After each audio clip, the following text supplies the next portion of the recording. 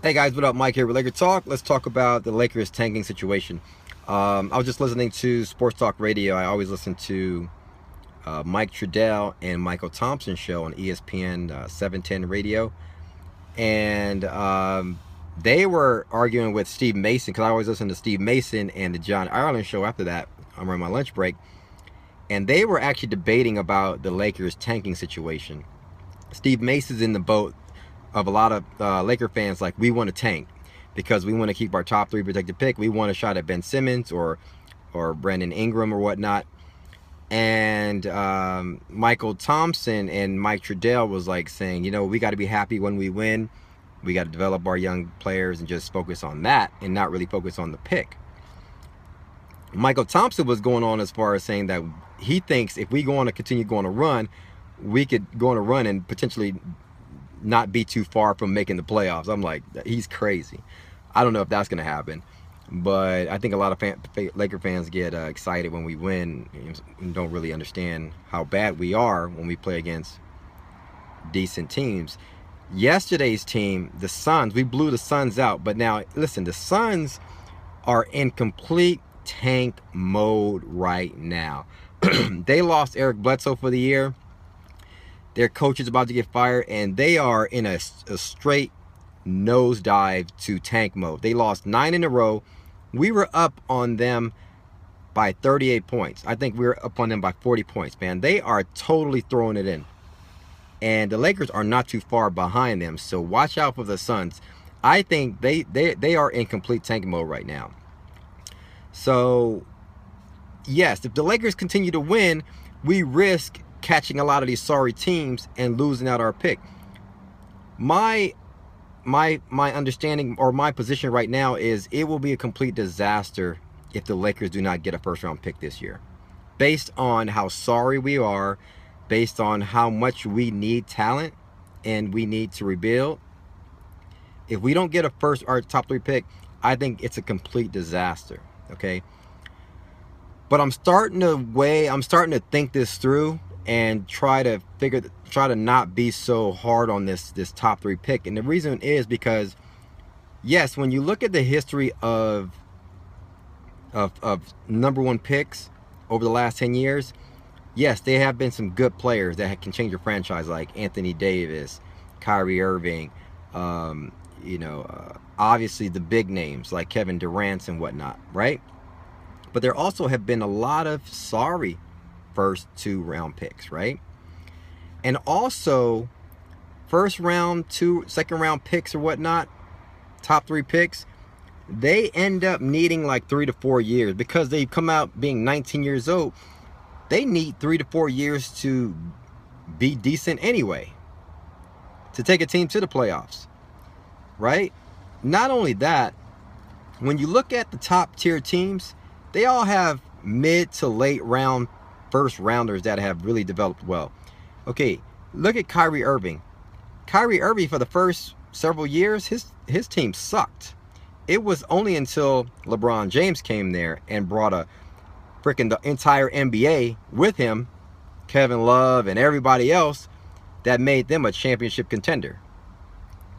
Heck, if you look at Golden State, they had Klay Thompson and Steph Curry for several years and was sorry, right? The Lakers was never concerned about Golden State. When we were winning championships, like in 2010, 11, 12, man, Golden State was not even a thought. They were still building. And if you look at Klay Thompson, Steph Curry, they were picked number 7th overall, and Draymond Green was a 2nd round pick. Now let's go to the Spurs. The Spurs are a top tier team right now. Yes, Tim Duncan was the number 1 overall pick, but that team was built around free agency, and also that team was built continuously with good players developing, or good player development. Kawhi Leonard is a late first rounder. What was he picked, like 27th overall? And he's like a top 5 NBA player right now. Jimmy Butler. Was Jimmy Butler a top pick? No, he developed. He was a mid. I don't even know when Jimmy Butler was picked. That's one player I don't really know. If was he a mid first rounder or was he a 2nd round pick? I don't even know. My point is this.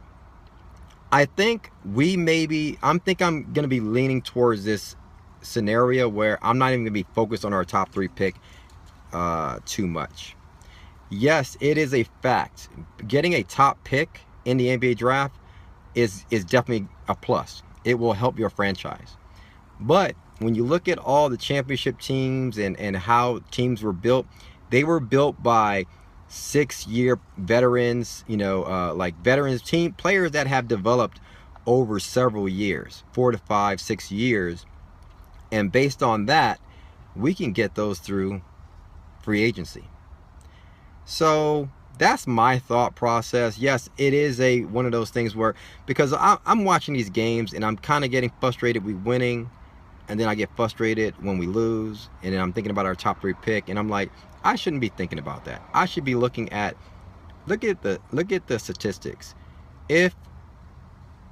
Obviously, if there's a short shot player like a LeBron James, you want that player, and obviously you always want a number 1 pick. I'm not going to lie. But I'm not going to be focusing on our top 3 pick. I'm just going to focus on the fact that we still need our guys to develop for several years. D'Angelo Russell's 19, and that's all I hear is give him time. So we have to wait till he's like 23, 24 before we even know what he can really do for us.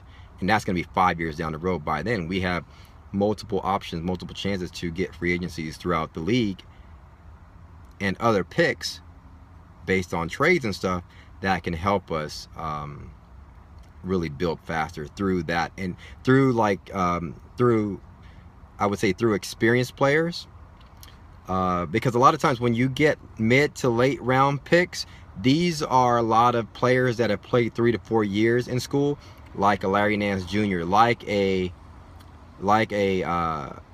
Jordan Clarkson. These are players that can come into the league instantly and be better than these 19 and 17-year-old first round picks. So that's kind of like mindset I have. What are your thoughts on this pick? And do you think that we should be focusing on our top 3 pick, or do you think that, hey, we can also, like I said, a lot of these teams build through free agency and by developing their late round picks? Hit me up in the comments below. Let me know what your thoughts are.